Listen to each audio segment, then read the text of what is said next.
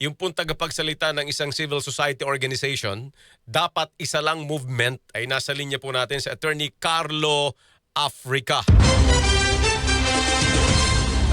Attorney Carlo, magandang umaga, sir. Good morning! Magandang umaga po, Ricky, no? Yan. Thank you for inviting us to be here. Opo, naku, pasensya na kayo at medyo napaghintay namin kayo. Importante din lang kasi itong nangyaring bigla ang rally po. Sige, attorney, so basically, para lang may background po yung nakikinig nanonood sa atin, what exactly parang is the objective of your ito pong dapat isa lang movement, sir? So nabuo talaga yung dapat isa lang movement, no? Kasi yung sumabog yung flood control scandal last year, ang daming nagalit. Opo. Ilang beses na kasi nangyari, no? Ilang beses na tayo nakakita ng isang corruption scandal na talagang sumabog. Mm-mm. And if titingnan mo kasi kung bakit sumabog, o may mga ganito tayo mga scandal, makikita natin na ang punot dulo dito ay mga dynasty rin po kasi naghahawak na ating budget. Yes. At pinoprotektahan nila ang kanilang mga sarili at kumukuha ng pera. At tuwing eleksyon, gagamitin yung pera na yun para bumili ng boto. Mm-hmm. Kaya paikot-ikot na lang rin talaga tayo, no? So kami, naisip namin, bumuo kami ng isang movement para tapusin na talaga, no? Wakasan natin yung sistema ng political diocese dito sa ating bansa. Mm-mm. Total, nakalagay naman sa Constitution na dapat naman talaga i-prohibit natin yung mga political dynasties eh. Hindi lang nagagawa ng Kongreso ang kanilang trabaho. Ang maganda dito, meron naman sa Constitution, binibigyan na rin yung tao ng kapangyarihan na pagpasa ng sarili nating batas gamit ang People's Initiative. So yun po talaga yung gusto namin dito sa Dapat Isa Lang. Yun. So, ang dami rin kasi, no? I think ang kailangan natin ngayon, attorney, yung coalition din, no? Ng mga civil society organizations para mapagsama-sama, no? One voice. Sige, so ang sitwasyon po kasi natin ngayon, we are waiting for the action of the Senate. Kasi nasa kanila ngayon ang bola dahil nakapasa na po sa third and final reading sa House of Representatives yung, well, tingin natin ay malabnaw talaga na House Bill 8389. So, paano ngayon ang lobbying na ginagawa po ng inyong grupo? Kasi I think Senate Bill 1901 naman, itong at Senador Robin Hood Padilla yung author nito sa Senado. So, paano ngayon ho ang lobbying ng inyong grupo? Parang what have we achieved so far? So ngayon, no, para sa amin, yung meron sa House, tatawagan namin yung pro-dynasty. Yeah. Itong 1901, ito yung malabnaw, ito yung watered down kasi 2 degrees lang siya. Mm-hmm. Kami po, hindi na po namin hihintay ang Senado. Hindi na po namin hihintay ng Kongreso. Kasi gaya nga sinabi ko, hindi na natin kailangan umaasa sa Kongreso o sa Senado para magpasa ng ating batas mismo, no, gamit ang People's Initiative. Kaya kami po mismo, umiikot na kami sa buong Pilipinas para kumuha ng 7 million signatures para mapasa na natin yung sarili nating batas. Yung batas po natin naka 4 degrees, hindi po yung watered down na 2 degrees na meron tayo sa Senate or yung sa House. At para sa amin po, dapat isa lang sa national, dapat isa lang sa local, ang pwedeng tumakbo o makaupo, no? So yun po yung pinupush po namin kasama po yung cooling off period. So pagkatapos po tumakbo, hindi pwede tumakbo kahit anong kamag-anak within the 4 degrees. Kailangan magpaliban po ng isang termino bago makatakbo po sila. Mm-mm. So kaya nga sinabi ko, tama po sinabi nyo actually, napaka-importante po na maraming gumalaw dito kasi marami po yung 7 million signatures. Yeah. Ang maganda dito, nakuha po namin loob ng mga ibang civil society organizations tulad mo ng ating simbahan, pati ng ating mga eskwelahan, para sumama, no, sa proseso natin ngayon. Actually, right now we have I think in 4 areas, no, ongoing yung signature collection nila. After ng misa, may opportunity kayo mag-sign in these areas. But kami po right now, we are working on creating another National Signing Day. So noong June 12 po, nagkaroon po kami ng National Signing Day. Inisip po namin baka sa July, magkaroon po tayo ng isa pang National Signing Day kung saan sabay-sabay nationwide, pwede kayo pumirma sa ating petisyon para ipasa yung anti-political dynasty law. Ayun. So, kumbaga, well, kung sakasakaling maging successful ho ito, parang first time din, ano?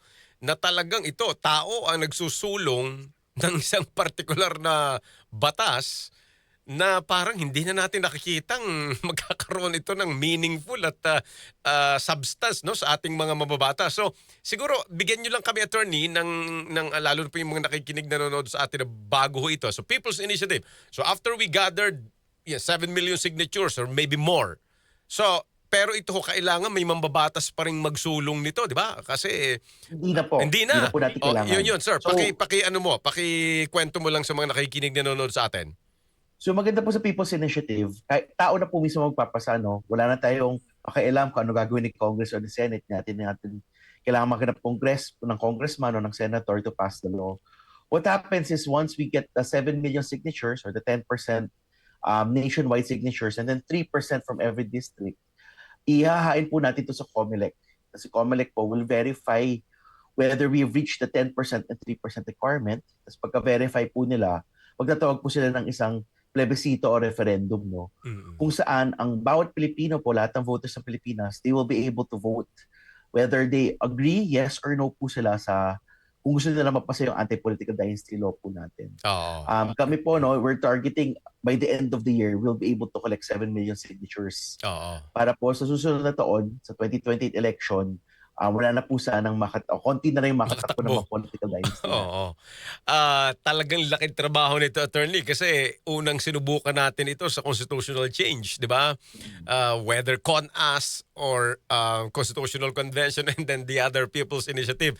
At ang pinaka-challenging dito, yung 3% ng bawat district, Yes po. di ba, Yes. attorney? Kasi kahit po makakuha ka ng 7 milyong lagda, alright, kung hindi representative yung 3%, di ito i-honor ng COMELEC. Tama, no, attorney? Tama po kayo Ayun. dyan. So talagang, oo. Sige po, go ahead.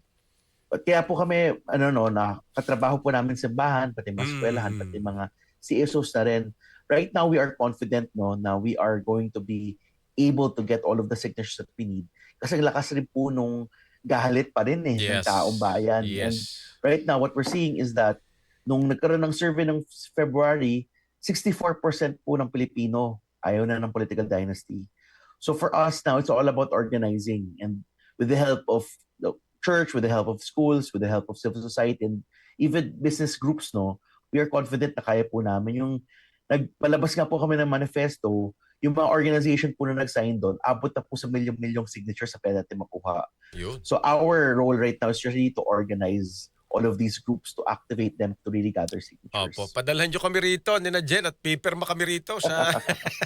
Sige po, padadaan po kami. Baka hindi pa tayo nakakapirma rito. Ba?